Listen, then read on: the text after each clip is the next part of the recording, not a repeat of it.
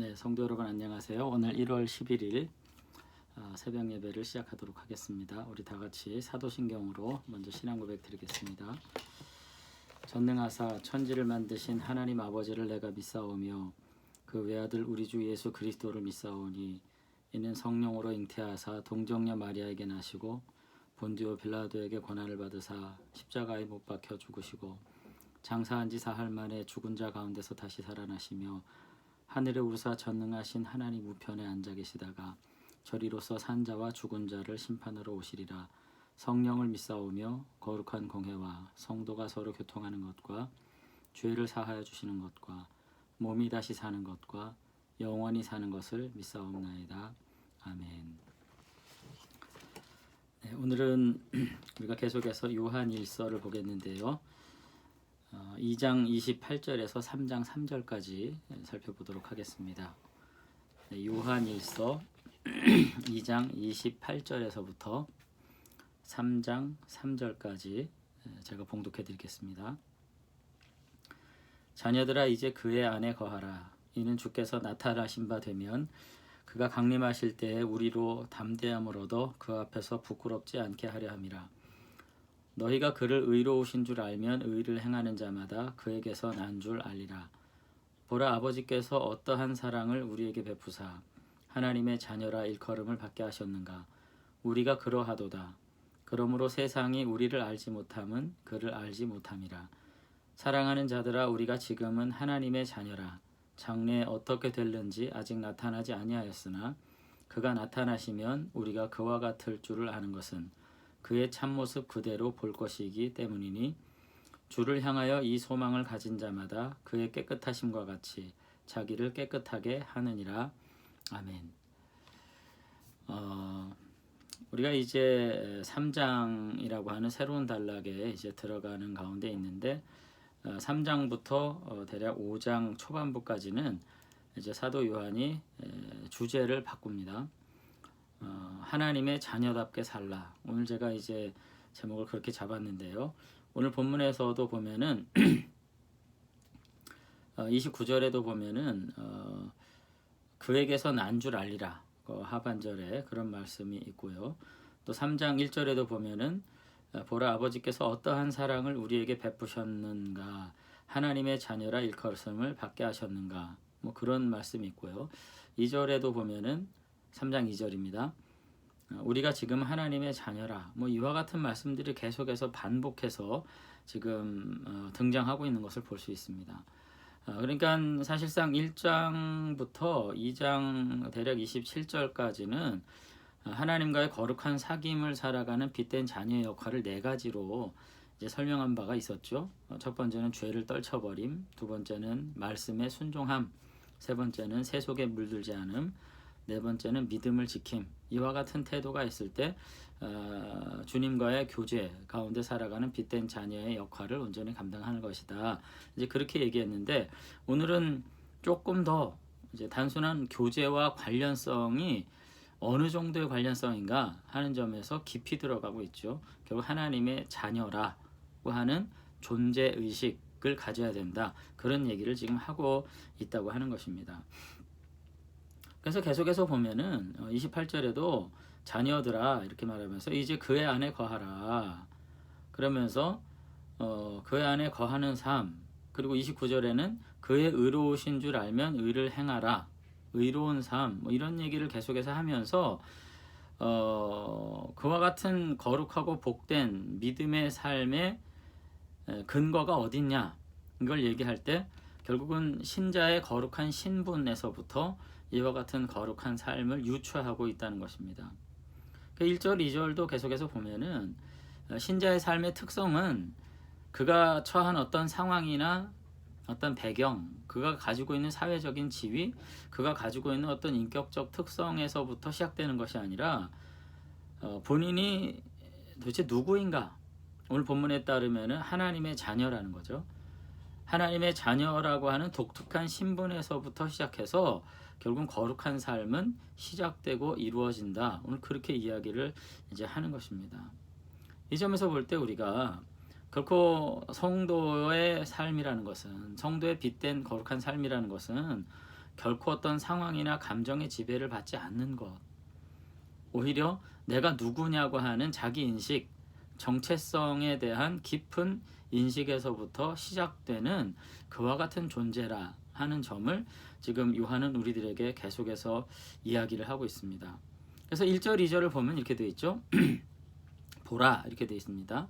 감탄사로 시작하면서 하나님께서 어떤 사랑을 우리에게 베푸사 하나님의 자녀라 일컬음을 받게 하셨는가. 우리가 그러하도다. 그러므로 세상이 우리를 알지 못함은 그를 알지 못함이라. 이렇게 얘기해요. 여기 지금 첫 번째 문장에서 보라 하나님께서 어떠한 사랑을 우리에게 베푸셨는가 라는 말을 할 때 매우 흥분된 어조로 말하고 있다는 것을 이해해야 합니다.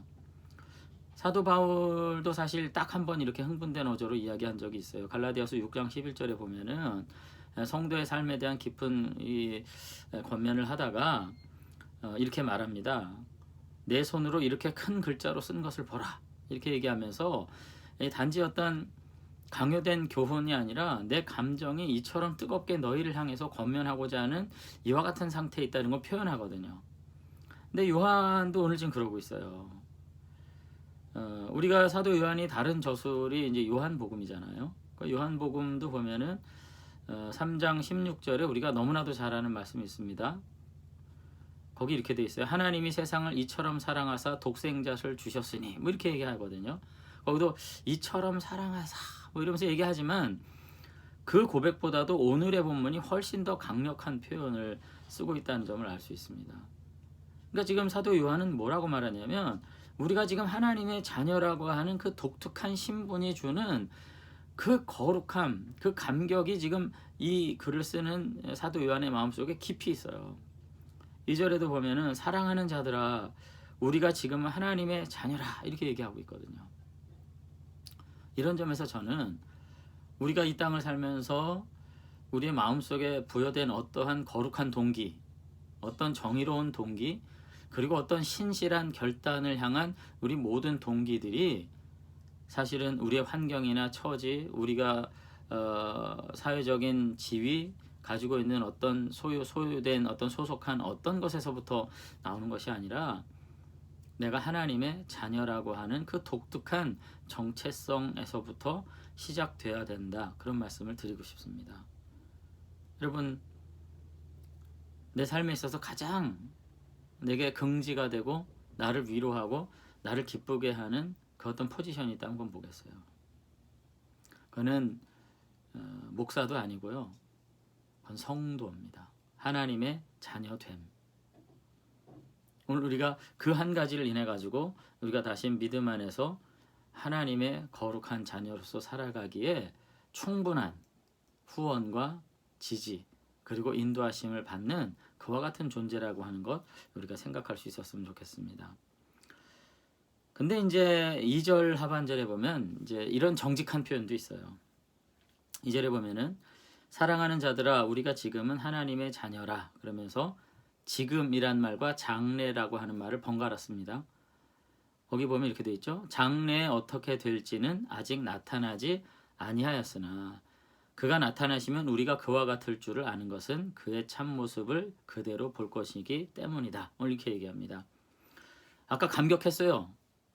우리가 하나님의 자녀라고. 그런데 2절 하반절에 보면 정직해요. 그러나 우리가 주의 자녀된 자들의 참모습의 실체를 완전히 보지는 못하고 있다. 장래에 어떻게 될지 우리가 아직 보지 못하고 있다. 그렇지만은 현재 하나님의 자녀라고 하는 복된 소망을 믿음으로 간직한 자들은 훗날에 반드시 온전한 자녀로서의 모습을 우리가 보게 될 것이다. 이렇게 얘기를 하고 있는 거죠. 매우 정직합니다. 우리가 하나님의 자녀라고 말하지만 아직 그 본질적인 실체가 완전히 드러나지 못한 상태를 지금 산다는 거죠. 그러나 참된 신자의 태도는 이 하나님이 최후에 이루어 주실 진정한 모습들을 우리가 온전히 바라보면서 이 땅을 그와 같은 소망 가운데 살아가는데 의미가 있다. 이렇게 말을 하는 것입니다. 절대로 궁극적 진리를 나는 봤다. 신자의 최후 상태에 대해서 나는 미리 응답을 받았다. 이렇게 얘기하지 않는 거죠. 아직 나도 모른다.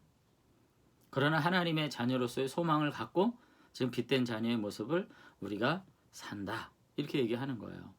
그러면서 3절에 가가지고는 그와 같은 확신의 종류가 3개다. 이렇게 얘기합니다. 3절에 보면 주를 향하여 이 소망을 가진 자마다 그의 깨끗하심과 같이 자기를 깨끗하게 하신다. 이렇게 얘기하면서 2절에 이렇게 얘기를 해요. 2절 그냥 읽어보겠습니다. 사랑하는 자들아 우리가 지금은 하나님의 자녀라 장래에 어떻게 될지는 아직 나타나지 아니하였으나 그러면서 3가지 얘기를 하는 거예요.